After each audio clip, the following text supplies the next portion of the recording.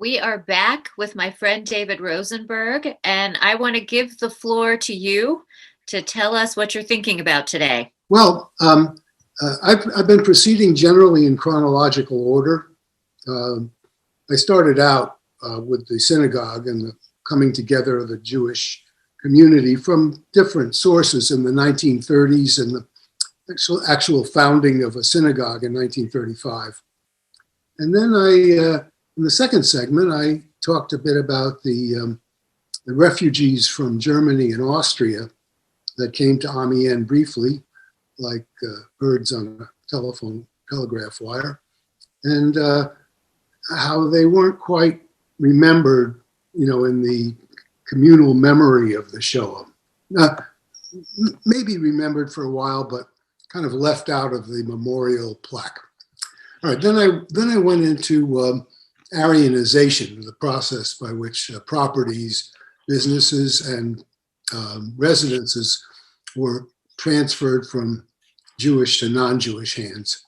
That process took place from the 1940 up to 1943, really up to into 1944, I believe. So, and then we talked about 1942. Which was the year that things really started to degenerate for the Jews, and the deportations began. The first one in March, and then we talked during that segment about an attempt by Mr. Schulhoff to extricate his family from the north and get them to safety in the southern zone by trying to pass the line of demarcation. But ultimately, that plan was foiled. The train was stopped, searched, and children were temporarily in concentration camps inside France. And Raymond Schulhoff was able to get them out of there. But 42 was also the year of the Yellow Star, and also the year of when the Yellow Star started becoming obligatory, and also the year of the roundup of foreign Jews in Amiens, of which there were about a half dozen. So that's as far as we got, essentially. Today I propose to talk a little bit about an event or a series of events that's actually commemorated in Amiens year after year in January. And I can say that I had a hand in inaugurating that commemoration starting in 2014, which was the 70th anniversary of that particular roundup. So we're gonna be rolling this deportation list that we put up onto the website Jews of the Somme, and you'll see that it's organized chronologically by convoys. Convoy being a transport that left from one of the camps inside France and went to generally Auschwitz. In a couple of cases, they went to Sobibor, and one case to Majdanek. But for the most part, the destination was Auschwitz. So when I put up this list of deportees, there's 77 so far. It may change a little. So if you look at this list of deportees, you will see that roughly in 1942, 39 of the 77 people were deported in 1942. Okay, and 6 were deported in 1943, and 32 were deported in 1944. 24 of them were deported who were arrested between January 4th and January 8th in this roundup. I don't like the word roundup. It sounds like a cattle drive. It sounds like a weed killer that's carcinogenic. But I don't think we have a single word in English. I would say an episode of mass arrest. I'm going to say roundup, but please understand that it's not the Chisholm Trail. It's Jews being arrested and sent to their doom mostly. I want the officials in the town to take responsibility for something that happened there, and so if somebody like they're very proud, for instance, that Jules Verne came there and spent some time, or you'll see these towns will say he's a native Ohioan, a native Pittsburgh, whatever. If they were born there, they'll claim them, So, but if a deportee was born there, will they claim them too? I mean, I was having this discussion with the prefect there in Amiens, and said they talk a lot about the duty of remembering, the devoir de mémoire. And I said to him at one point, I said, well, on whom devolves the devoir de mémoire, because he was, happy to recommend my website to the schools and so forth. But I also said, whose responsibility? So anyway, now this is the 10th year anniversary of my doing this. And I bring this up because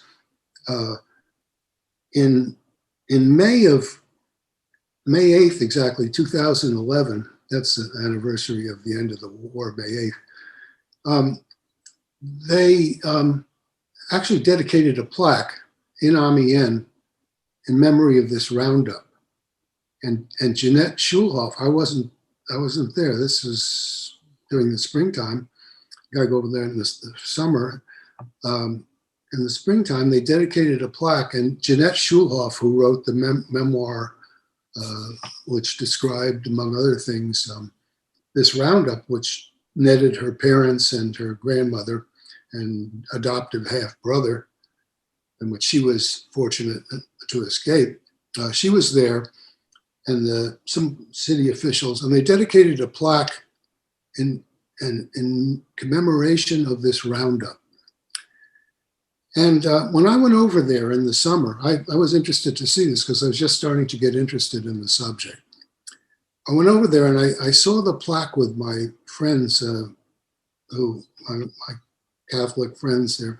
And the plaque was in a really out of the way place. And it was a very unprepossessing little plaque. And it had the names on there.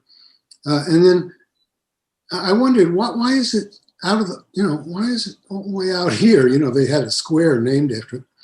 And, and then I began to discover too, that some of the facts on it were wrong. I mean, they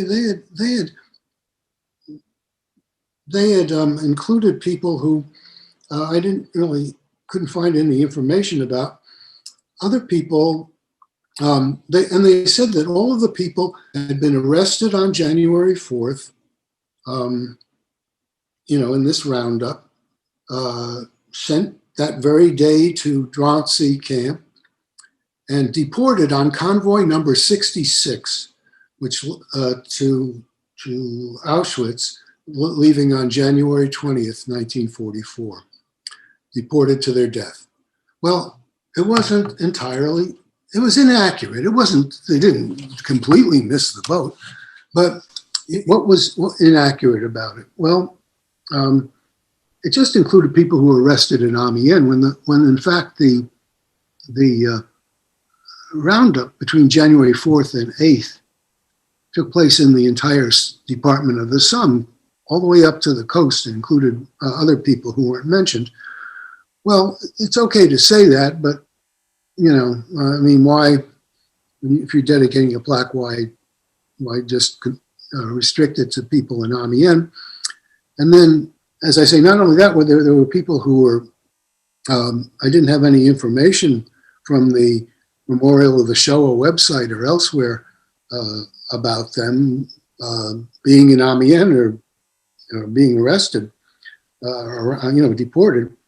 And then finally, there were people who were arrested that day that demonstrably were released from Drancy after being brought there. And I wrote about them on my on the website on the Roundup page. Because if you were married to a non-Jew, in some cases, it was called, you got a little designation on your Drancy fiche that said conjoint arien, your partner is non-Jewish. So you got a CA, and CA meant you're going to get out of jail. So you're going to get out of Drancy. Oddly, this is comment on by a British Jewish officer who came to me. He said, "I found another Jew like that in the town who had been freed because married to a non-Jew. A strange reason for the Nazis," he said. But it was the French. That was the French practice, and I found a scholarly article about this phenomenon. But I also raised it on my website just empirically from what I was seeing. Mm-hmm. And it seems like the conjoint arien exception, I would say, worked for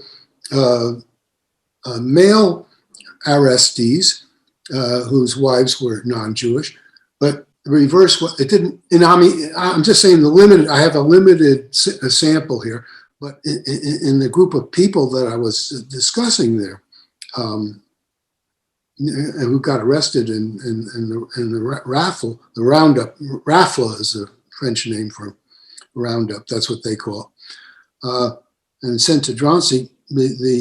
Some of the women whose husbands were non-Jewish were not released, and the men whose wives were non-Jewish were released. So this brings me to a little bit to the story of Rachel. Rachel Hubolt, who was about 44 years old. Yeah, this is her fiche from 1942. Okay, and there she is in the upper left-hand corner. She was married to a fellow by the name of Leon Hubolt, Hubault. Her maiden name was Zinman, Zinmann.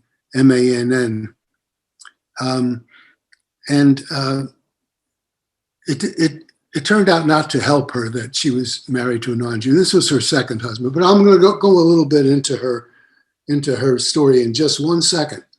What I want to say is, one of the anomalies or things that was wrong about the original plaque, and I'm happy to report there's another researcher there who was a high school teacher who had got interested in the Holocaust and had also met Jeanette Schulhoff years before I did, and he submitted some corrections to the list. So there's now a new plaque there that has the corrected information. But one of the things that was wrong with the original plaque was, when it came to Rachel Hubolt, was she was deported in Convoy 67, not Convoy 66. Now you say, oh, well, you stickler for 66, 67. What's the difference? She wound up in Auschwitz. She was killed. Yes, true. But it intrigued me because I thought everybody else, and if you look at my deportation list, you'll see all these people, a big load of people deported on Convoy 66, and then there's Rachel Hubolt on Convoy 67, along with two refugees from the early days, Mr. and Mrs. Katzenell, older Jews who had been supported for a time by their children in Argentina. Okay, well, so Rachel Houbolt, Convoy 67, left February 3rd for Drancy, for Auschwitz, not January 20th, like the rest of the people. Why? Okay, one little mystery. The second little thing that kind of came upon later is her photograph in the fiche there is stapled on, whereas the others are glued on. And you say, stapled, not glued. So what? They didn't run out of glue? No, they didn't run out of glue. And there's a reason. You start looking a little bit into the archives. One reason that is that for a while she couldn't be located. They couldn't find her. So her fiche was actually put together after the others were. It came in late, and this time the clerk would thought to attach it. It just came in as a separate one and was sent out. Came to attach it and needed to apparently do it by staples. And then the final, okay, so Convoy 67, why not 66? Stapled, not glued. That's kind of explained by her ability to get lost in the crowd somehow or other, in between one marriage and the next. Perhaps but the police chief notes that at one point she can't be located, but she was still in Amiens. Third, there's a line in a letter that I'm going to talk about later on that refers to her as Juive mais catholique, Jew but Catholic. That's a phrase that rings out for me about her, Jew but Catholic, and I'll explain a little bit more about that. Now let's go back and talk a little bit about Rachel and who she is, where she came from. Rachel Zinman. Her parents came to Paris separately, one from Poland, one from Russia, and they were based in the 4th arrondissement in Paris, which was the Marais district, or Jewish district. That's where the memorial of the Shoah is located, and that was a really pulsing center of Jewish life, and still colorful today. You can get falafels and a lot of high-end shops there too now. But so in that district at the end of the 19th century, they met and married, her parents, and they were cap makers, casquetier, and I was thinking of a children's book Lydia had called Caps for Sale. I always wondered about caps, as a headgear. I think it sounded like an old world story, but anyway, they were casquetiers, and she was the oldest child of a fairly numerous family. She was born Rachel Zinman in 1899, and I think she was, not exactly in the mold because she married George Rumilly. Well, Rachel was a skilled musician. She was a violinist and music teacher in her, work life. She had 6 siblings, though, younger than her. One other who died in infancy. She was the eldest, and all survived the war except her. Interesting. They about 25% of French Jews. I shouldn't say not French Jews in France. Okay, a lot of them were foreign Jews. About 25% were deported and died. The rest survived. So that's in itself a explanatory situation for historians. So anyway, she married George Rumi, who was also a musician, but Catholic. And they moved to Amiens. Maybe he had roots there, I'm not sure. But she converted to Catholicism formally in 1921. And they had 2 children together, both of whom were raised Catholic. So in 1940, when it came to, and they played in music halls. We find them moving around, they moved from place to place, but they each played in in music halls.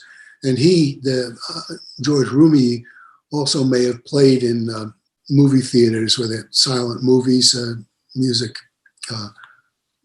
musician, maybe in a pit orchestra or something like that. So then in 1940, when the Jews had to register, Rachel Rumi, nay, born Zinman, had to register. And I sent to Jackie a page from the registration book where she registered her name, Rachel Rumi. She didn't put down born Zinman. She wasn't making hanging out a banner to her Jewish origins. But she was nonetheless there registering as a Jew based on the definition that had been provided. So, and she indicates that she was separated and that her confession was Catholic. In 1940, in September, that's what she indicated for herself. Few of the people who registered said they were Catholic, and she was one of them. So Rachel was Catholic, and then in 41, she divorced, 1941, during the occupation. 42, when they made the fiches, they had a hard time finding her, but they finally found her, as I said, in January of 43, and they made sure she got her yellow stars because she missed the delivery point, back in June. So then that's what we know. She married this photographer, George Rubolt, who was about 15 years older than her and had grown children, 3 grown children of his own. Then we come to the roundup of January 1944, where she's taken along with the 20 odd other people. So she was arrested and taken to the police station, and then they went by train to Drancy, and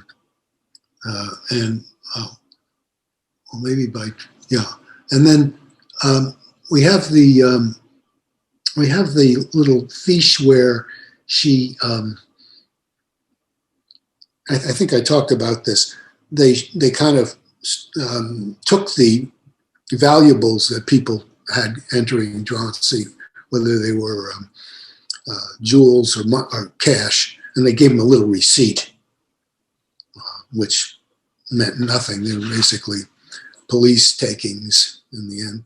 So we had that fiche for her where she turned over 505 francs, and then not a lot of money. And then from there, we have the fiche that was the regular Drancy fiche, which recorded the status of people. And, it has a name, the date of birth, the place they were born, nationality. And this says she's French origin, no profession, lives in Amiens, 39 Boulevard Thiers, married, no children. What happened to her children? She's got children, but they're from her first marriage. She's got, a stepchildren from her next marriage. This says she was arrested in Amiens on January 4th, 1944, essentially. Okay, so now, and this is the stamp that shows when she was deported, 3 February 1944. Okay, so it wasn't January 20th like the others, it was February. All right, now, so we get back to the question of,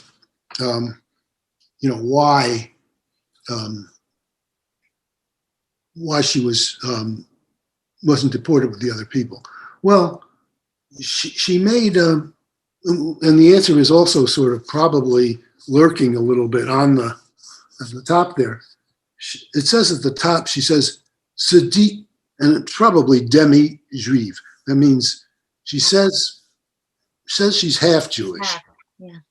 She says she's half Jewish. So they had to look into that. I mean, that wasn't true because her parents were, She's Jewish. were both She Jewish. converted. Yeah, yeah. Yeah, I mean, yeah, there wasn't any, racial.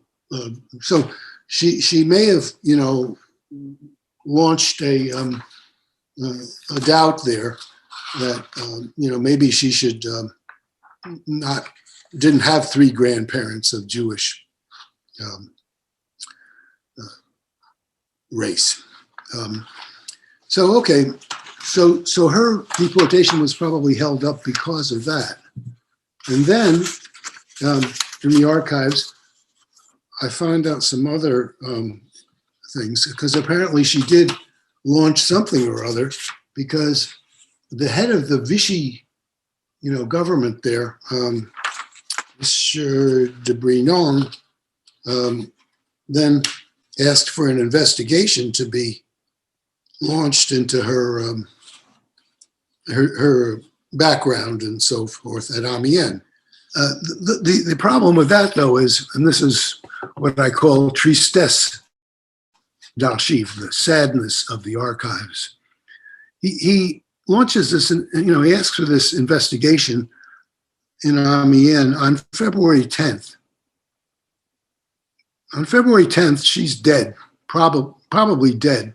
She's at least been deported the whole week before. So the Bureau, this happens so frequently that within the fact, provide some other examples of investigations that are like absurdist investigations. They're investigations that take place with no purpose. Okay, so February 10th, Mr.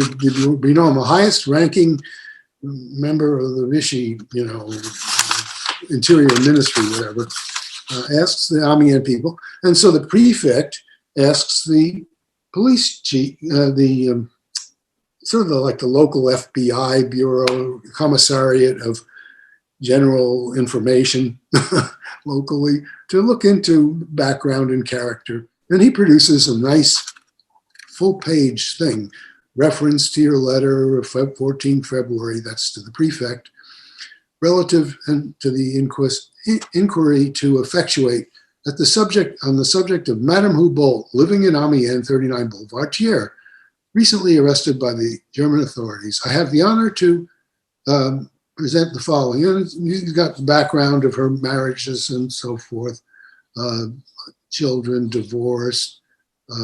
Okay. She was arrested on January 4th. In reason of her Jewish origin, she may be found, she's actually interned in Drancy camp at Seine. Not true anymore. Oh, are you gone for 2 weeks? Now, here comes the beauty sentence. Juive mais catholique. Okay. Act of baptism delivered by the Church of St. Anne of Amiens, 14 September 1921. Madame Hubolt is very well considered in Amiens. Of good character and morality, she has not been the object of any action, judicial or political action, investigation or charge. Her 2 children are in possession of a certificate delivered by the Commissariat of Jewish Questions the 14th of January, 1944, 10 days after the arrest, according to the terms of which they cannot be considered as Jews in virtue of, according to the provisions of the law of 2 June 1941. Now, what her grown children had done, and I found other instances, is obtain what was called certificates of non-belonging to the Jewish race. I have also provided with a copy, not of theirs, but of a similar one. Yeah. Oh my. For various reasons, at different times it was helpful. I mean, you had to prove it when you were buying a Jewish property that you weren't, yourself Jewish. You had to, so, but for various reasons, one of these things could be handy, and they were issued, I assume, for a fee, certificate of non-appurtenance to the Jewish race. And this one was issued for Mrs. Kaufman in 1944 in Paris. Not anybody I know about, but that's an example of what they look like. And her Rachel's children would have obtained those. Okay, so that's the story. They're investigating away in Amiens, and she's already she's gone. She's already gone. She's already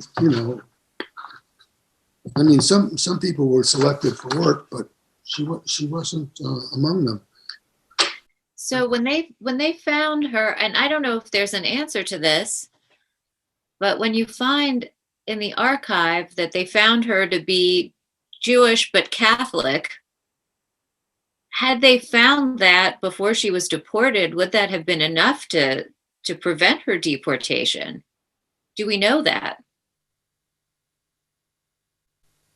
Well, no, I don't think so. I mean, there was another, guy from Luxembourg. He was deported. He put down that he was a Catholic too. Presumably, he could have provided a thing. So, I mean, this shows that the racial thing was what it was all about, despite whatever confusion they may have had at times about whether they were, we have all these letters of people who say, I never set foot in the synagogue. When they came knocking for funds to build a synagogue, they didn't even bother calling me. My indifference, and another guy got, it's almost like the Jewish equivalent of the certificate of non appartenance à la religion juive, race juive.